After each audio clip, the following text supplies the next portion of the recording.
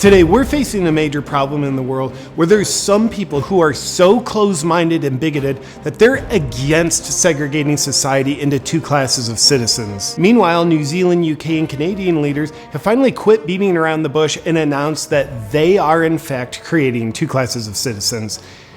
And I'm feeling safer already. And in the US, other white people named Biden and Fauci are doing their best to do the same. There's just one problem. Unfortunately, in the US, there's a movement opposing segregating society. It's actually arising all over the world, and to be honest with you, it pisses me off. These dangerous far-right extremists are putting us all at risk of being treated fairly. These bigots want equal rights for everyone?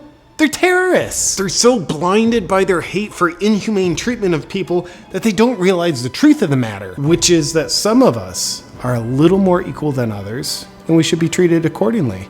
And I don't think that's too much to ask. I mean, you can just look at the history of segregating a society into two classes, which proves that having two classes in society is the right way to move forward into a bright, prosperous future that works out really well for everyone. But these terrorists just ignore the history. I mean, think about it. In the US, we've been deprived of segregation since the 1960s when Martin Luther King Jr. led the Civil Rights Revolution and ended it, assisted by fellow extremist Rosa Parks.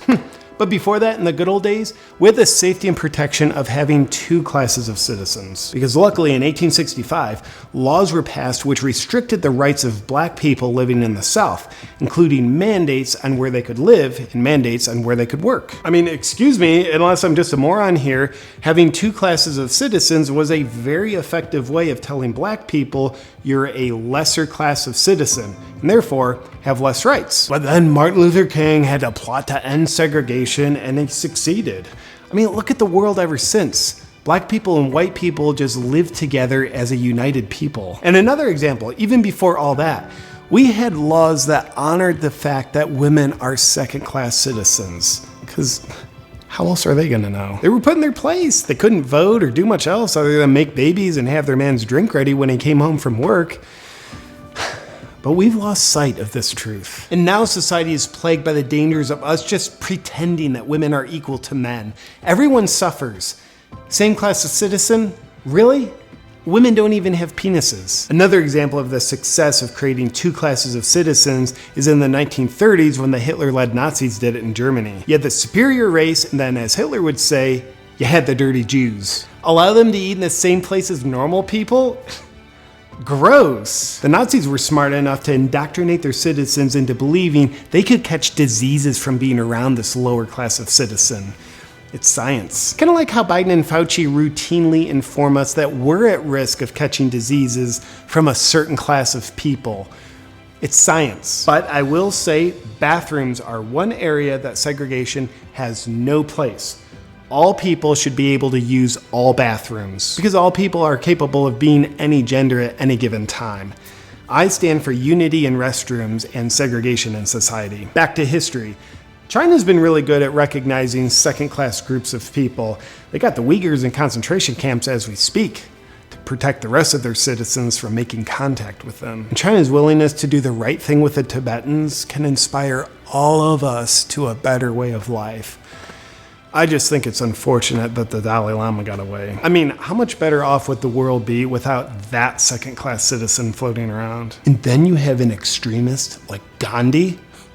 I mean, amongst his other crimes against humanity, he ended Britain's discrimination against the Dalitas people, who Britain considered to be the lowest class of people in India. Gandhi's dangerous ideals had him harming society by advocating that everyone be treated with love, respect, and equality.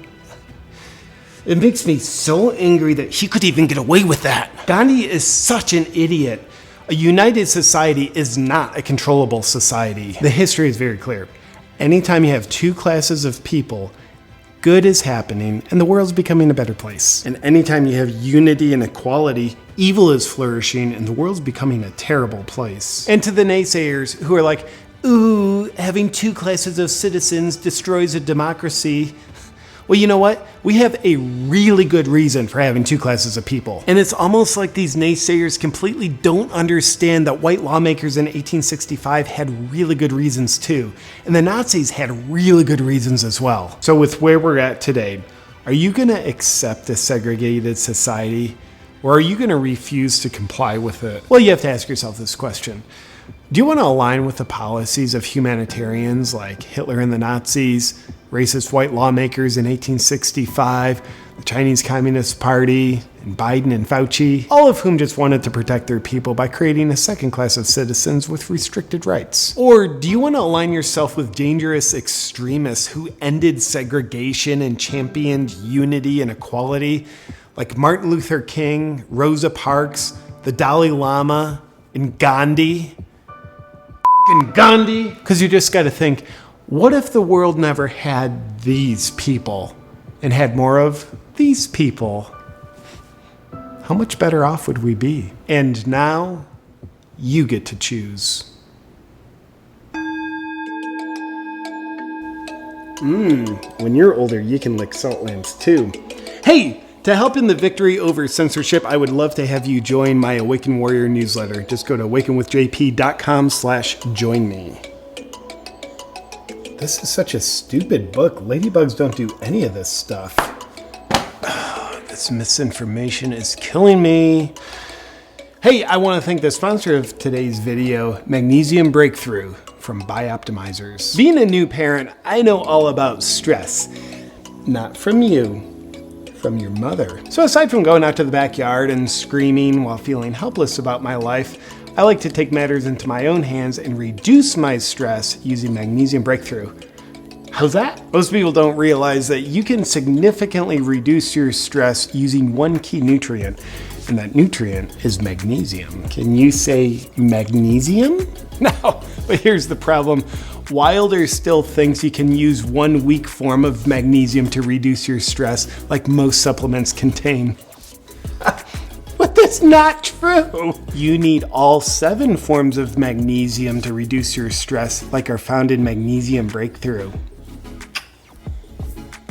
He gets it. All kidding aside, and I've been completely serious about everything I've said so far, Magnesium Breakthrough is a potent part of my stress reduction routine because it works and I feel a difference. If you want to join me in reducing your stress by using Magnesium Breakthrough, just go to magnesiumbreakthrough.com/JP and be sure to use the discount code JP2021 for a healthy deal.